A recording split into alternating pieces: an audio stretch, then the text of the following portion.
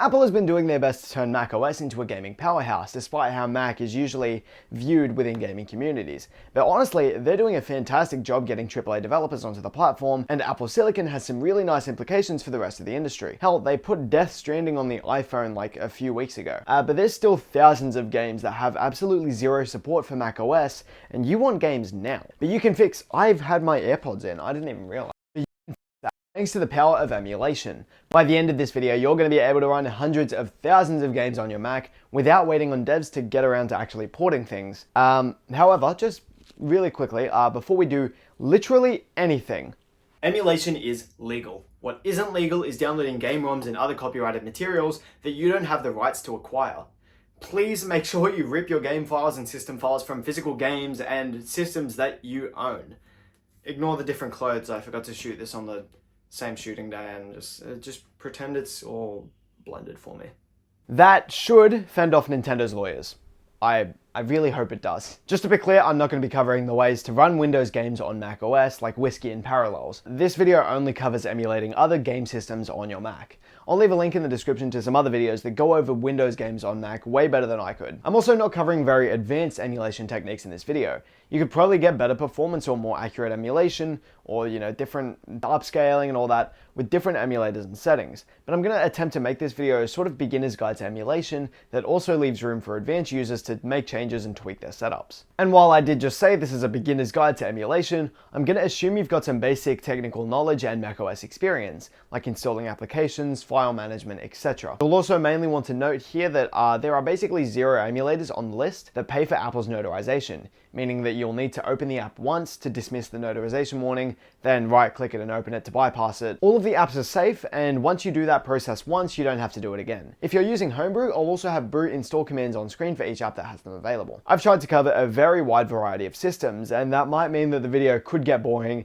if you're just watching all the way through. A lot of them are very similar. You'll be able to skip to a specific system or emulator with the chapters in the progress bar and with the timestamps in the description. You'll probably want a controller, and luckily macOS has support for most third-party controllers over Bluetooth and wired connections, including Xbox, PlayStation DualSense, and the Nintendo Switch Joy-Cons, Pro Controller, etc. All of the gameplay footage shown in the video was recorded on a base model M2 MacBook Air and was recorded over a HDMI capture card to ensure that nothing was impacting the performance in the recordings. I'm going to start with OpenEmu because that is a front end made for macOS that basically runs every single system. If there's a system that isn't listed here, it's either later in the video with a dedicated emulator or it doesn't exist. OpenEmu runs basically all of the supported systems at around the same performance as dedicated emulators. The only system where I would say to get a dedicated emulator is GameCube, because it crashed immediately when I tried it in OpenEmu. You could probably experiment with dedicated emulators for systems like Nintendo 64, PS1, and PSP, but I won't be going into those in this video. Installing OpenEmu and basically every other emulator here is as simple as installing a macOS app. Head to openemu.org and download the latest version.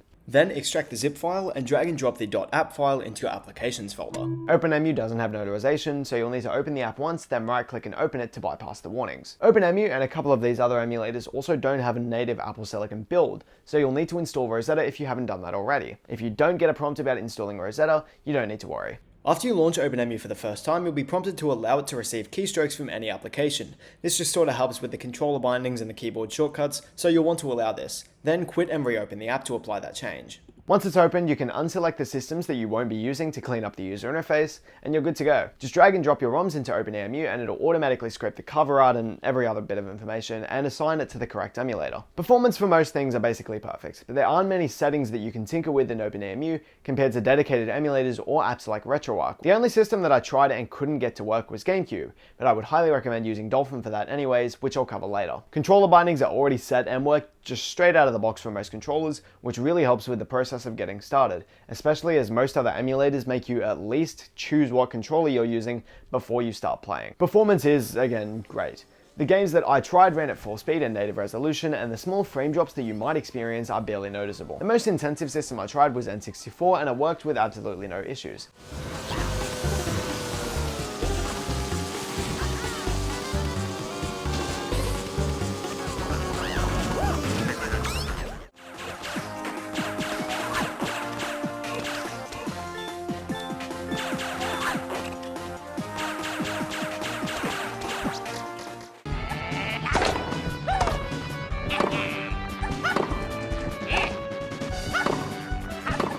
Now it's 3DS time. We'll be using Citra emulator for this. Again, installing this is as simple as heading to citra-emu.org and downloading the macOS version. Except when you open the disk image, you'll need to just run the installer instead of just dragging the app into applications. The installer itself isn't notarized, so open it once, then right click and open it to bypass the warning. During the setup, you'll be able to choose where you want to install Citra and what version you want. If you don't know what you're doing, you're probably best to just leave these at default. Agree to the license terms and wait for the installer to finish. Once it's been installed, the actual emulator itself is, I don't know if it's notarized, but you don't need to bypass any warnings for that one, just open it up. Once you've opened it, you'll need to double click inside the window to select your game folder. And after you've done that, you'll be thrown into a list of your games with all the metadata and the cover art and everything else populated. You can add multiple game directories by just clicking add new game directory. Before you play with the controller, you'll need to set up your controls. Luckily, this doesn't take too long. You just need to bind the controller in the settings and all of the actual button bindings are done automatically. Head to Citra in the top left, then go to settings.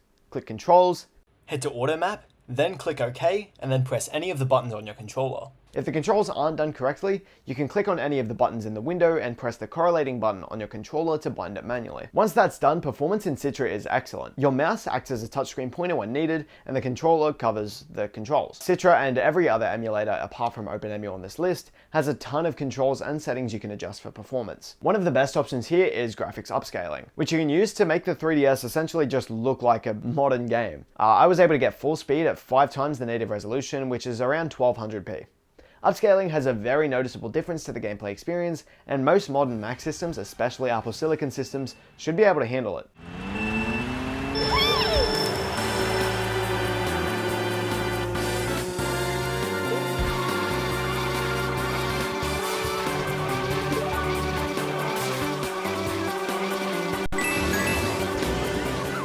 Now again, you can technically run GameCube in OpenEmu, it has support for it, but I just couldn't get it to work. And even then, there's no support for Wii games in OpenEmu. That's where Dolphin comes in. Head to dolphin-emu.org and download the latest version for macOS. Open the DMG, copy it to applications, and open it up. Dolphin, like Citra, is notarized, so there's no need to open the app twice here. Like Citra, you'll need to double-click within the empty window to set up your games directory. You can set multiple directories by opening the preferences, going to paths, and adding them from there. Like Citra, Dolphin fills in cover art and game info automatically. Unlike Citra, you'll need to manually bind your controls for both GameCube and Wii. Head to options, then controller settings, or just press controllers in the home screen. Select configure next to the type of controller you want to use. So in this example, I'm using GameCube controller on port 1. In the top left, select your physical controller, then go through and change all of the bindings manually. As far as I can tell, there's no auto bind here. However, you could probably find community profiles for specific games if you wanted to save a bit of time and get a really ideal binding. You can save multiple profiles and change through them for things like different controllers or different bindings in games. Playing Smash Bros. Melee was absolutely playable with a few stutters here and there because of the shader caching.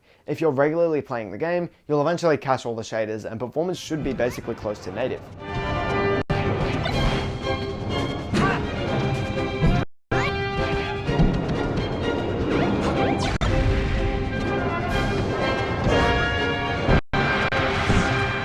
New Super Mario's Wii performed much better after I rebinded my controls for an emulated Wii remote instead of a GameCube controller.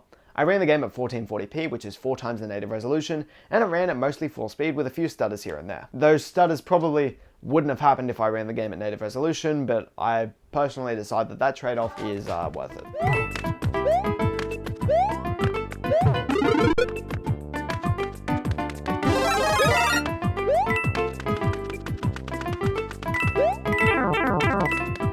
Okay, we're getting into the slightly harder to run stuff here now. For the Wii U, we'll be using the Cemu emulator. You can head to the official Cemu website for the build, but I found that that is a much nicer site for macOS users, including downloads to the latest builds and compatibility charts for Mac systems.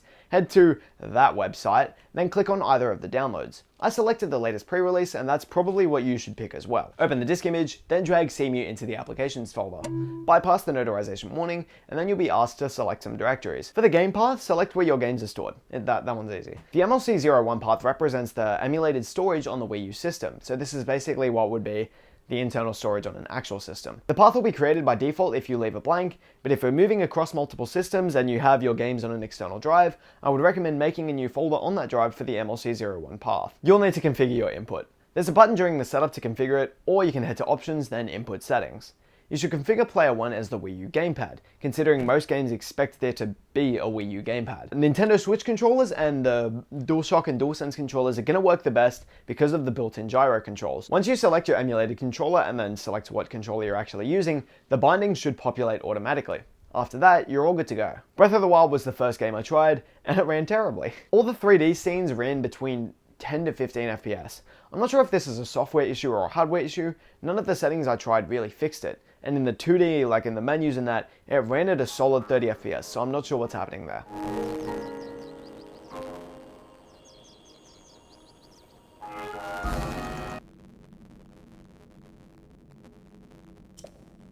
Splatoon ran very well, however, staying at a fairly consistent 60 FPS outside of when the emulator was caching the shaders. You'll definitely want, again, a controller with gyro support for Splatoon.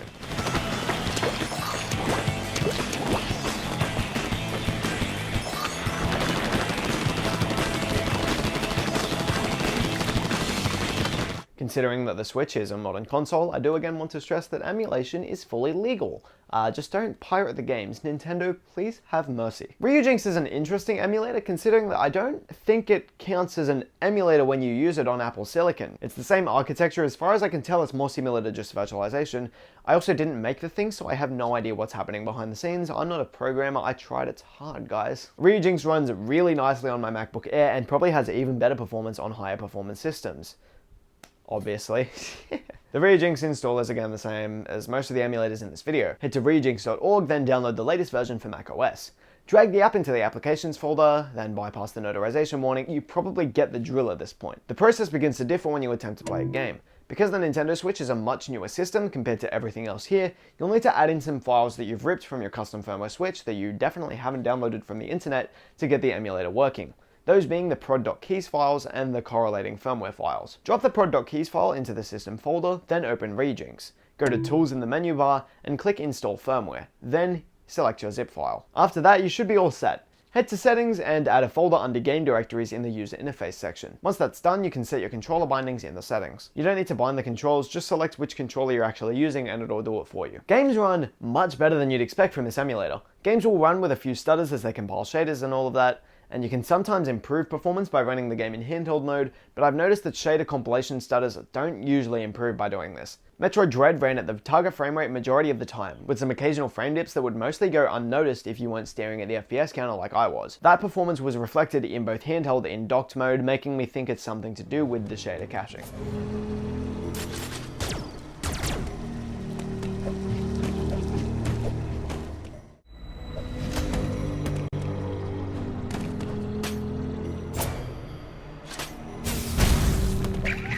I did try upscaling Metroid Dread, but it didn't really seem to have a noticeable resolution difference on my MacBook display, and it seemed to cause the average frame rate to drop just under full speed. It might be worth it if you have a more powerful system and you're playing on something like the Studio Display or the Pro Display XDR. That's not me. Link's Awakening didn't run that well. I realized this is a game that couldn't even really hit its target frame rate on the system it was designed for, but the game was constantly dropping down to 30 to 40 FPS. However, this is a modern game, so none of the game physics are tied to its frame rate. So it was still okay to play. Again, this performance was reflected in both docked and handheld mode.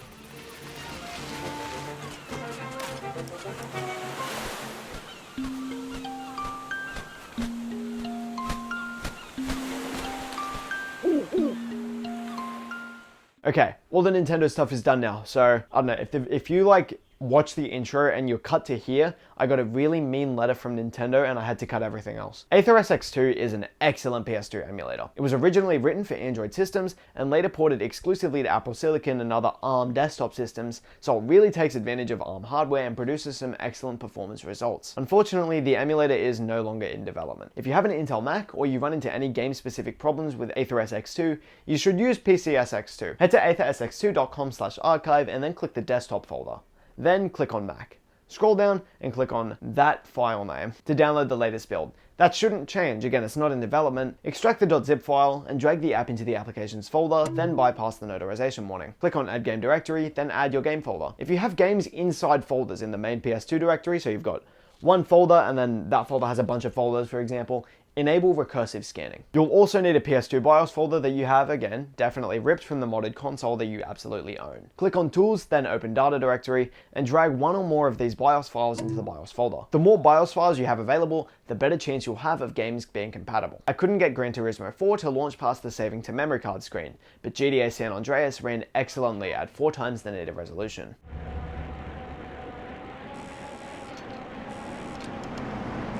Now, Xbox emulation via Xemu is a little bit more difficult to set up at first. You've got to download a couple of files that aren't just BIOS files. And by download, I mean get them from your modded console. No one sue me, please. If you've watched the whole video, you know the drill, but I'm assuming you probably didn't. Head to xemu.app and download the latest macOS version.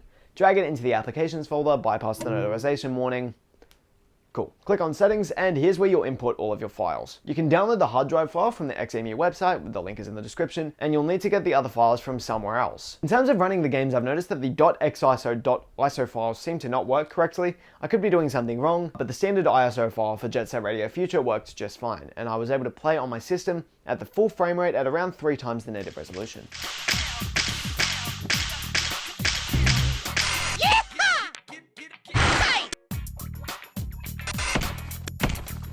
There were 2 other emulators I planned on covering in full, but I couldn't get them to run. However, I'm talking about them here because the setup process could be valuable to people who A, have more luck and just have the emulators run on the first try, or B, know how to actually fix the problems. If you know how to fix these, tell me in the comments. I would love to have these emulators working. First up, PS3s through RPCS3. After you head to rpcs3.net and download the latest macOS version and bypass the notarization warning, you'll need to download the PS3 system firmware. Luckily, Sony just provides this as a download on their website, so you can just grab it from there. Once you've installed the firmware, you're good to just start running games. You'll need to bind your controls, and that's where my emulator started crumbling. Every time I tried to change the controller settings, whether it was when I was in a game or when I was just in the menu, the emulator just crashed. This persisted across different updates. I'm not sure what's causing this. I've definitely run this emulator on my MacBook before, so it's likely not a widespread issue, and it might be worth a shot to get this working. To be fair to this one as well, Vita 3K is still very early in its development, and it's definitely an experimental emulator, but it didn't work, so it's going here. You know the drill, head to vita3k.org, download the latest macOS version, drag it to applications, and bypass the notarization. You do get sick of saying that. Open the app and run through the setup. If you want to change the path that Vita 3K is stored at, it's easiest to do it now, but you still can do it later. Once you're prompted, click both buttons to download the PS Vita firmware and the font package. Again, both of these are just coming straight from the Sony website. Once you've downloaded them, click Install Firmware File and select either the font package or the firmware. Then do it again for whichever one you didn't select the last time. Once you've completed that setup, the app will restart and you'll be brought to a user interface that's similar to what you'd see with an actual Vita. Then there's 2 ways to run your games. You can either run them directly from the system folder just by dragging them in, or install them from a .package file. Unfortunately for me, both of the games that I tried, and in both of these different formats, neither of them worked. I tried ROMs from 2 different sources, and yeah, I couldn't get it to work. It's a real shame. I never owned the Vita. I would have loved to try some Vita games. I'll have to Steam Deck, maybe? Steam Deck emulation video? Hit subscribe? I don't know. Whether you watch the whole video, again, congrats, this is boring, or you skip to one of your favorite systems, you should hopefully have at least one brand new emulator on your system ready to go. And I mean, if you want to go back and watch the whole thing again to up my watch time and get even more emulators, I will not be complaining. Thanks for watching. I'm not just on YouTube, I've got other socials as well. You can check out my Twitter for somewhat funny tweets, and you can check out my Instagram for photos that I've taken and tech that I'm about to review, and somewhat funny Instagram stories. Everything else I'm on is linked in the description below. If you like this video, feel free to hit that button, maybe even subscribe. I've got a couple more ideas for emulation videos, so let me know if you like this style in the comments. Over here you can watch my MetaQuest 3 review, I really like that video, you guys should go watch it. And over here you can watch my Ray-Ban Meta review, which I also really liked, and you should watch that one too. I like the computers on my face. Thanks again for watching, and I'll see you guys next time.